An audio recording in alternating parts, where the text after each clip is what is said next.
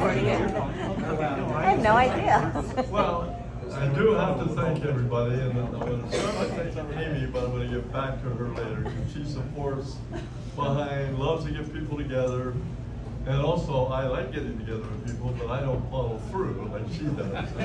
Gets things organized, so many thanks for her for this. Thanks to everybody who's come. One way or another, we've crossed paths, and as I've been going through the memories and pictures and different groups, recalling all the nice things, wonderful people you guys are, and been to me, and good interaction, and for 80 years, it's been a nice ride. Anyway, I wanted to just quickly start with my family. From Iowa, not a lot of people may know them, but I was the youngest of 5. And the oldest was my brother John, 12 years, so I really didn't get to know him until he moved to St. Louis. But he married his childhood sweetheart, not child, but high school sweetheart, Barb, who's still living in St. Louis. And instead of the farm, my mother would send me down there to get rid of me, but it was great.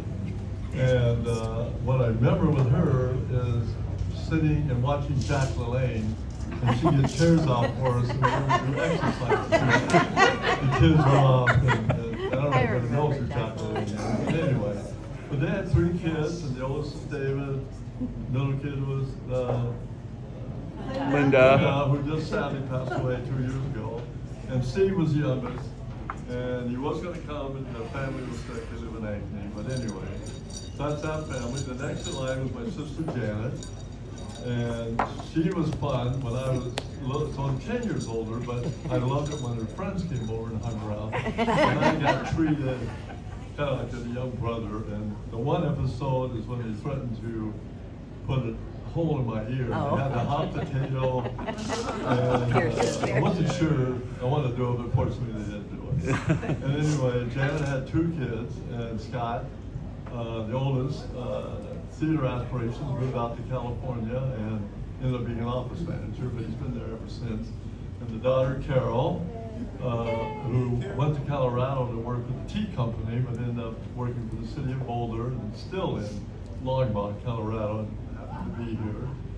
And then the next brother, was Chuck, who was closer in age and probably inspired me in a lot of different ways. And anyway, he had 2 sons, and they're both here. Mike, and his wife Diane, they live in Chicago, and Rick, partner Carol, live in the suburbs of Clear Lake, which is, anybody knows where Clear Lake Surf Ballroom is. They're kind of outside there, but anyway, say Clear Lake. And they've been very good and great kids. And then the next brother is Bob, and as they say, he's 85 and still living, but he lives out in Virginia, looking at Blue Ridge Mountains, and 2 daughters, but one lives in Italy. So she has twin boys, and then Sophie, who, I don't know if I've heard her speak, but I think she's like, she wears a hat, and doesn't talk much, but anyway, interesting. And then the other daughter, they have 4 girls. They wanted boys, ended up with twin girls. They had 2 girls. Oh, it'd be nice to have a boy in the family, but it didn't happen. So anyway, they couldn't make it, but they sent a nice note and had some singing there. So anyway, I wanted to kind of remember them being the youngest. I loved them all, admired them, and cried when they left. And I said, no, you can't leave me. But anyway, we had a good relationship. And then, I was going, anyway, I'm trying to remember what I came. Yeah. Then the next step is, well, Boone, Iowa, I got 2 people from Boone, the Niner brothers. So I knew they moved in from Des Moines. There's many other Boone friends that are still alive in contact with them. They're the ones here. Garrett's the oldest. I don't know which one's the better looking, but anyway, known them for a long time, and happy to keep up here. And then the next step was Grinnell College, where I was the 3rd. My oldest brother John ended up going there, and then my other brother Bob went there at 62, 68, and then I went there at 64, and we graduated in 68. So we had 6 years, and 2 friends, lifetime friends, and one is here, Russ. He was my freshman roommate. Small town Iowa, they put small town Iowa boys together. And I don't know if anybody remembers the movie Cold Turkey with that started Dick Van Dyke, where the city was going to quit smoking. And anyway, Russ recognized The bartenders from Eagle. The bartenders from Eagle Grove. Greenfield, but not there. Yeah. And then Arnie, my back Army Johnny, who became a lifetime friend, introduced me to so many things. Anyway, so two great friends, and still are, and Russ still play golf with him when it's nice weather, and we played, drove cab together and did a lot of things, and still a good friend. Then the next step was the Peace Corps, and again, had about 4 or 5 really lifetime friends. We met in Philadelphia, and the second day we all bonded and spent the time going out, and been friends ever since. And then one, who's John Robeson, who ended up moving here. I was going to try to convince him to go to Seattle, but his dad was with the FAA and was assigned here, so he said, my family's here. And now, 54 years later, I'm still here. So never did make it to Seattle.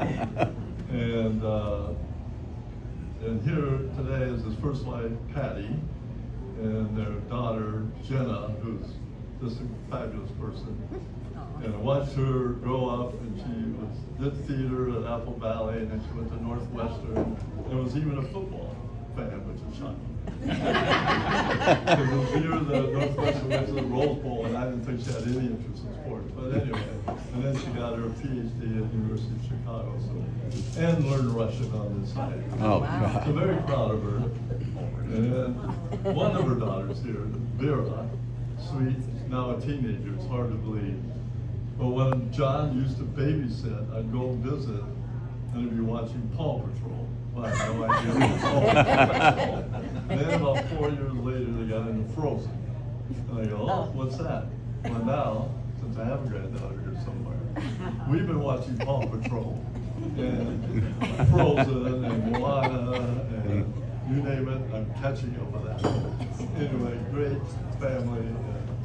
Was there when she was born, watched her grow up, and now she works at the VA, counseling veterans. Hopefully it works well. So then the last place is Minnesota, and thanks to another high school friend, John Hines, who we've known each other again, probably, as he says, since the Cubry at a Presbyterian church. But when I was up here not knowing what I was going to do, he worked for IDS, so I said, I got this really high-powered job, and it was pulling staples out of files, so they could either shred them or burn them. I don't know what they did. But it allowed me, the hours were 10 to 6 in the morning, and so then when I come home, I was living with a group of people, and this woman would come over with 2 long pigtails and go to work with one of the people, Pat Giuliani. So I was getting breakfast, and she'd come in and we'd talk, and then after a while, we ended up dating. Of course, wife Diane. And, no pigtails now. But she did have very impressive. So then I finally decided, after driving cab and something else, I decided, okay, this is a waste of my life. So anyway, I went to accounting school, and one of the co-students at that time was Dave Sennis, who we just happened to meet, and both were friends with my high school accounting friend, Rebecca Armitage. Anyway, did that, and then we were still living together, not knowing what to do, but we ended up getting married in 1978. And I know, I was thinking her mother was very happy because I like sports. And she had 3 kids that weren't so excited about it. Diane, and brother Don, and sister Marlene. And I'd always hear about, they had to go to the non-board games and see Mickey Mantle, and I said, I would have loved to go to that. Anyway, so that was a career, and with meeting Diane, I met her side of the family, the Willems and the Millers, good German names. And most of them are here, not everybody, but I'll start with going down the names because I had to keep this speech short. But anyway, the oldest was Linda, and the thing with Linda and Diane, they were at the Beatles concert in 1964, and they're screaming kids. And then next is Elaine. Son Josh is here, born on Christmas Day. And then I think Paulette's the next one. She's down in Arizona. Lisa was next. And then there was 2 young, crazy kids. right there. And I remember we went fishing with Don one day with Luke, and he wouldn't sit still. He was just in the boat, fidgety and everything else. But anyway, he's obviously not quite as fidgety anymore. But then Mark, remember him playing basketball, going over with Cologne. I can remember this now. Wasn't Cologne, he played Cologne. Norwood didn't matter. Anyway, but it still seems like they're only 30 or 40 years old when you turn 80. Same thing for my nephews. Now my friends, I think, are 80. But everybody else is sort of 30 or 40. It just seems impossible to get this far. And so, like I say, but Diane and I, well, they do stay up as a track, and we definitely, in a lot of ways, I'm a person who likes the last minute in case something might come up. And Diane, of course, wants to plan out what are we going to do. So it's worked well for 47 years somehow. And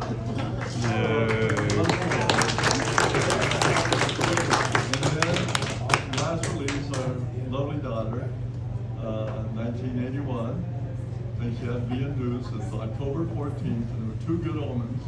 One was a full moon, and the Dodgers were winning the World Series. But she waited long enough so I could watch the ball game, lose a game of tribute to Diane, and then she got wheeled it in, and was born, and then she wouldn't stop crying for 14 hours.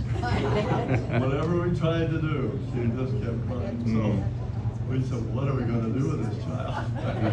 But over the years, she's just grown into this wonderful, delightful woman, and she's very caring, and she's really, like you say, interested in getting people, and not just being there, but getting it organized, keeping in touch. And I think you may have found out some of that in her putting this event together. She has done it with many other groups in school and friends she met in Madison.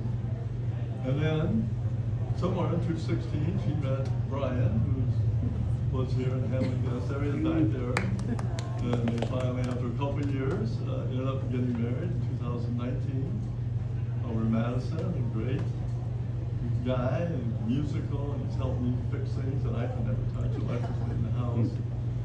And anyway, just wonderful son-in-law. And then in 2020, after being 75 years old and then having a granddaughter finally, and she's a delight. That's just rejuvenation and thrill. And spend time with her. It makes me smile just thinking about her. And of course, now the modern age of pictures is rolling through his here a lot. So anyway, thanks again to Amelia, and for putting this together, bringing people here. I was hesitant, but as I told people, I've been to two memorials last month, and I'm guessing this is better.